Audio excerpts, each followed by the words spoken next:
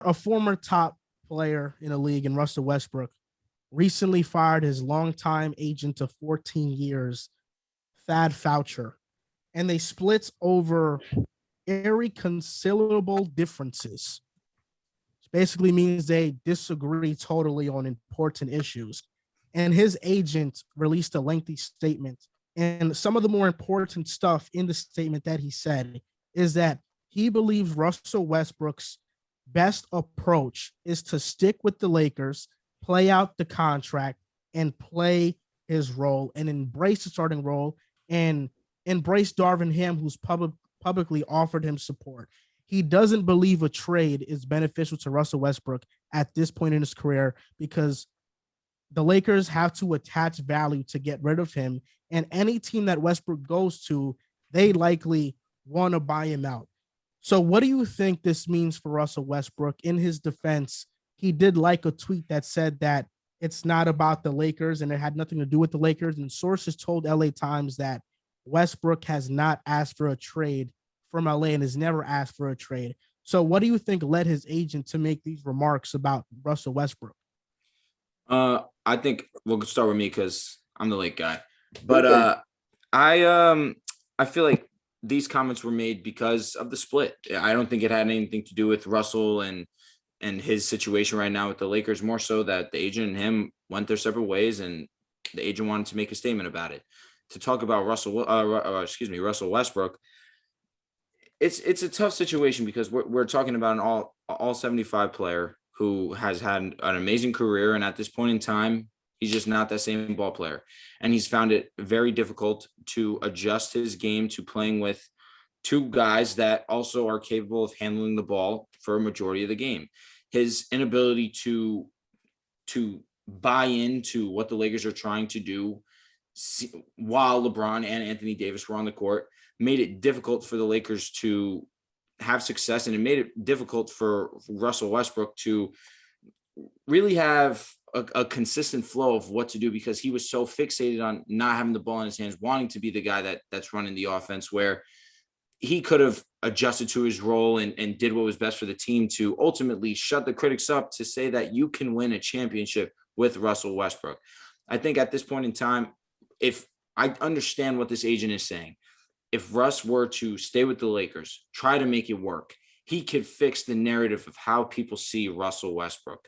Right now, people treat Russell Westbrook like he's not even a top 25 point guard in the league.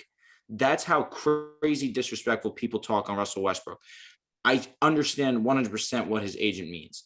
But at this point, if you're the Lakers and you see the opportunity to go get a Kyrie Irving, to get that contract off of your hands with Russell Westbrook, the $45 million, whatever it is, something ridiculous, I understand the Lakers wanted to part ways, but the agent makes 100% sense. If you're Russ, you want to make sure that people understand that you gave everything you had to the situation to make it work. And if it works, your name just gets immediate respect, the respect that you've been due. But if it doesn't work, it's just a continuous downward spiral that we've seen over these past couple months. You know, I thought Westbrook was making some solid movements earlier. You know, he was at the Darvin Ham press conference. He was very excited.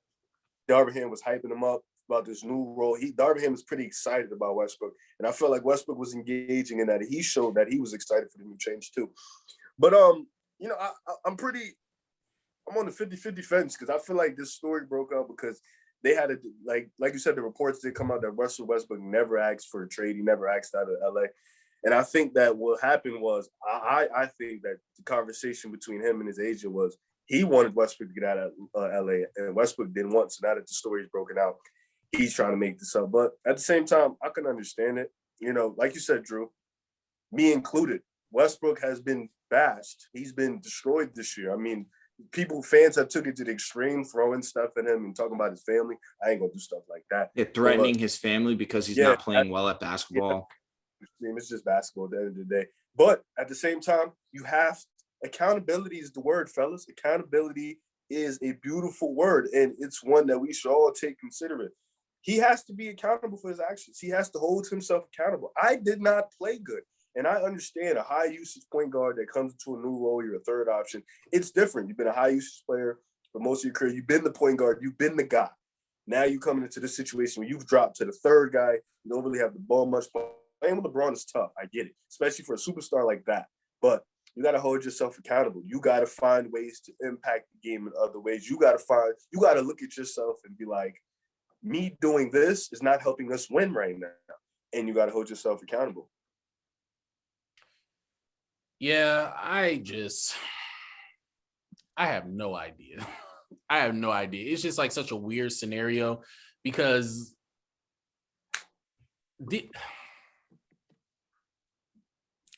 I'm all over the place thinking about this one. I think it's more of just the agent's fault, to be honest with you. I think the agent is probably making something up because they've fallen out. They've been together for 14 or 15 years. And for whatever reason, they were disagreeing, and that's it. Like I look at Russ as a solid dude. I think that he's always been a solid dude.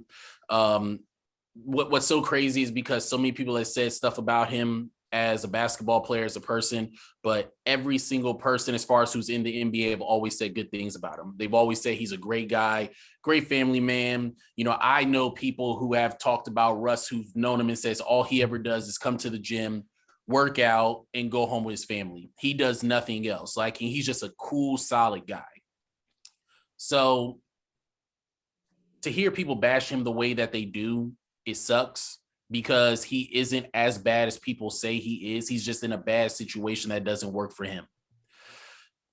With that being said, yeah, Russ is playing horrible. He's played horrible, you know, throughout the whole season. But to say that he never asked for a trade, do I believe that? I don't know. I don't know if he never asked for a trade. I'm willing to believe he probably did want to trade. But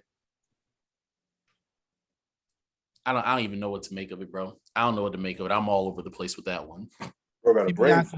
Maybe I can help you out with this one because I was thinking long and hard about this one last night. Until 3 a.m. thinking about Westbrook. What's become of him? My take is a little bit different than everybody else's. I don't really think too much about the Lakers situation.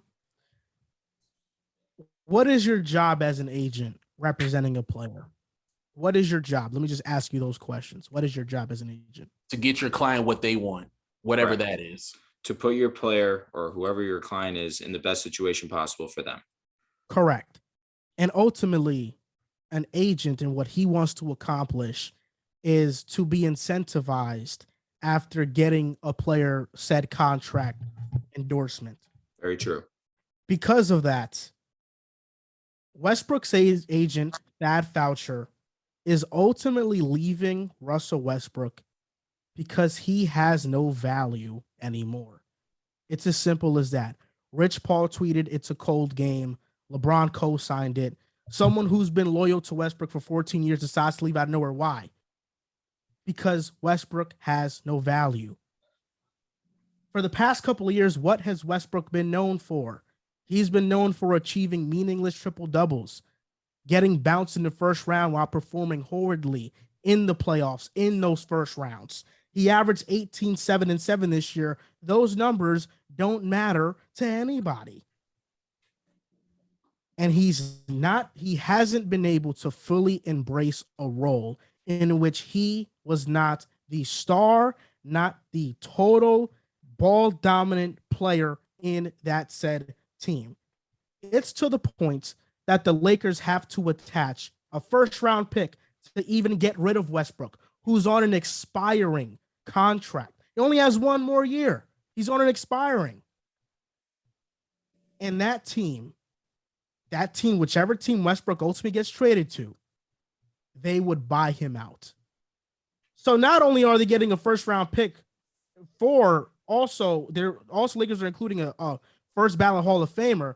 They would be buying out Westbrook too because they don't want him on their team. What team wants Russell Westbrook? No team wants Russell Westbrook.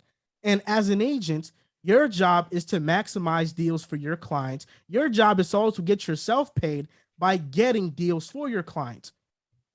is Westbrook worth more than a minimum contract or a mid-level exception at this point in his career? If he were to hit the open market, the reason why he accepted his player option with the Lakers was because if he declined it, I don't think the Lakers bring him back. James Harden declined his player option with the Sixers. Why? Because he knew 100% Philly is bringing him back, even if it's on a pay cut.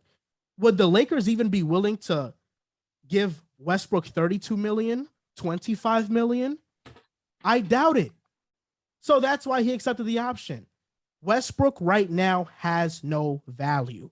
And that's why his agents left him, because there's nothing in it for him anymore to represent Russell Westbrook at that level. And that's just my opinion on the matter. That's solid. But like 14 years, though, that's you basically part of the family at that point. It's never family, it's always business. And that's what leads me to believe that Rich Paul tweeted, it's a cold game.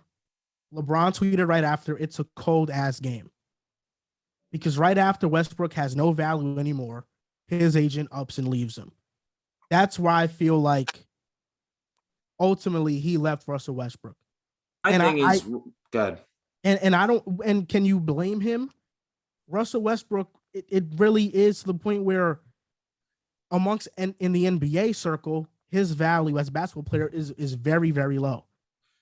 So after one season, this is obviously the worst we've seen in Russell Westbrook. I'm not going to disagree by any means. But after one season, after what we saw, what he was able to do with the Wizards, not that it was much. It was a first-round exit for sure. But that team was not any good by any means. Russell was able to get those group of guys together, get them honed in, and he elevated his teammates' play on top of still averaging a triple-double. Like, I understand he was really bad, the worst we've seen him. But after one season, we're automatically going to say he's worth a vet minimum.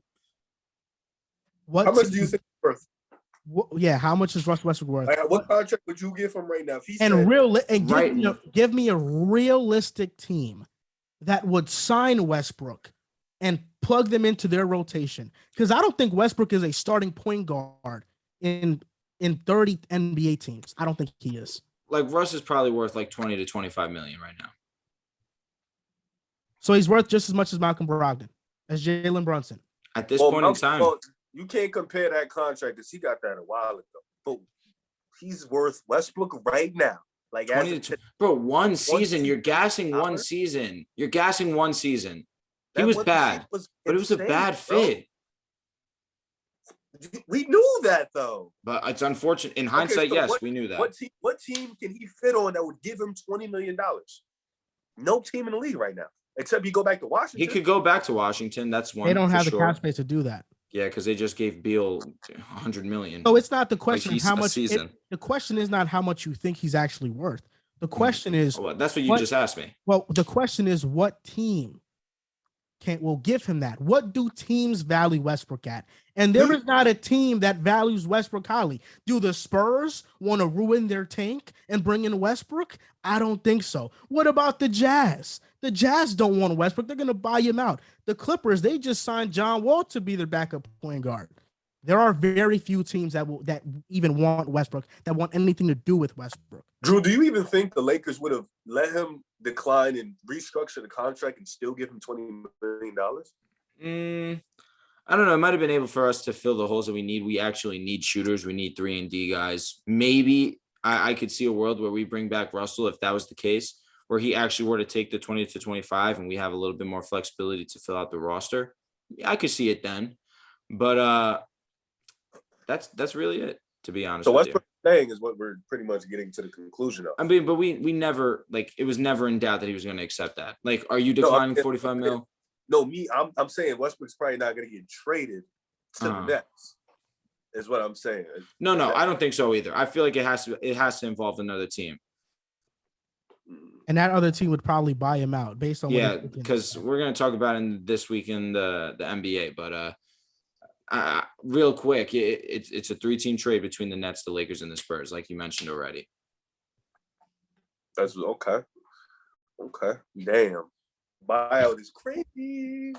And I don't think the Spurs do they want to start Westbrook instead of A guy like Josh Primo. Nah, like Russell Westbrook could definitely help develop their younger guys. How the hell are they starting Josh Primo? I mean, you drafted him in the first round, lottery. At the 1? Yep.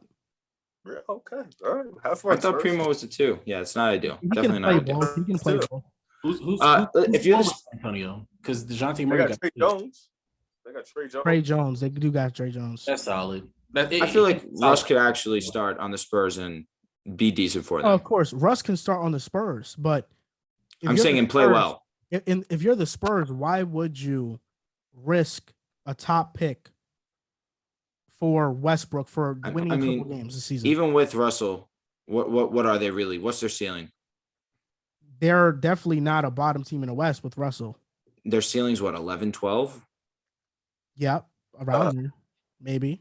So they're still mid, like amongst the worst in the league. Yeah, Doesn't but really matter. now you go from having a 14% chance at number 1 pick at a 5%, 6% chance. And we've still seen crazy things in the lottery of recent. Yes, but I understand what you mean. I get what you're saying. I get it for sure. I think the most realistic thing for Westbrook is having OKC embrace him for a homecoming, because that's like the only place that really wants him. And even then, you have Giddey, you have Shea, you have Trey Mann, you have all these OKC guards. is not happening. And he not That's what I'm starting. saying. He ain't starting over there. OKC. I tell you that. He's not. That minimum was just rude.